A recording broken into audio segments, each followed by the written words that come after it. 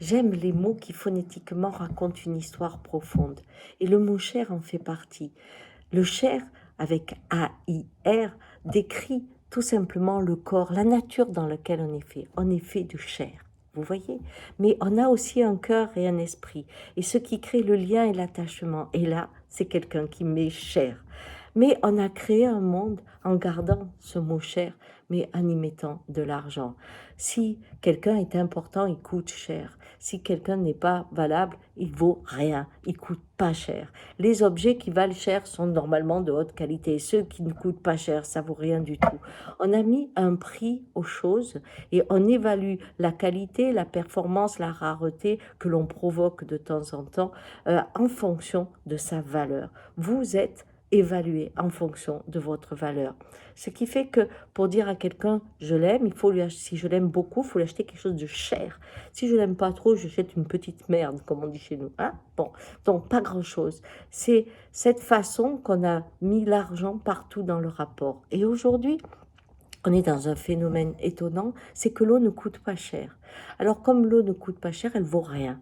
Et dans les endroits où elle commence à manquer, comme en Australie ou en Californie, eh bien est arrivé les vautours, c'est-à-dire pour que l'eau soit appréciée, il faut qu'elle coûte cher puisque c'est notre monde. Qu'est-ce qu'on fait? On crée une bourse de l'eau.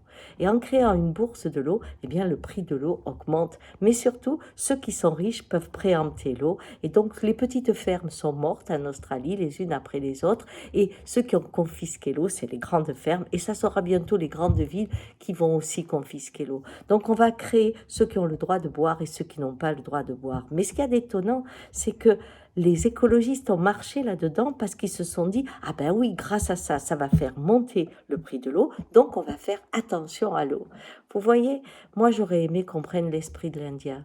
Si on commence à ouvrir notre conscience, on sait qu'on est fait de 80% d'eau. Mais si on comprend que l'eau est vivante, comme l'a montré le japonais, où chacune de ces molécules, selon la musique que l'on fait, se transforme et a une autre forme. Mais aussi, l'eau, quand on y met une intention, vous pouvez faire l'expérience, eh bien, elle transforme aussi les choses.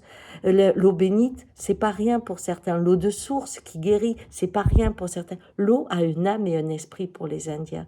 Et je crois que si je retrouvais le mot cher, c'est-à-dire que l'eau est chère à mon cœur, chère à ma vie, chère pour ma chair, eh bien, à ce moment-là, j'aurais le respect, l'amour et l'attachement qui feraient que j'en prendrais soin. Et au moment de la pénurie, je serais plutôt dans apprécier son rare et la traiter comme quelqu'un auquel je tiens plus que tout, plutôt que d'en faire un produit qui sera réservé à certains et puis qui sera la mort d'autres. Voilà, donc on est à un carrefour et vraiment il faut y penser. L'Europe n'est pas encore tombée là-dedans, mais si on vous dit c'est pour faire que l'eau soit rare qu'on va créer cette bourse afin qu'on la respecte, dites non, surtout dites non.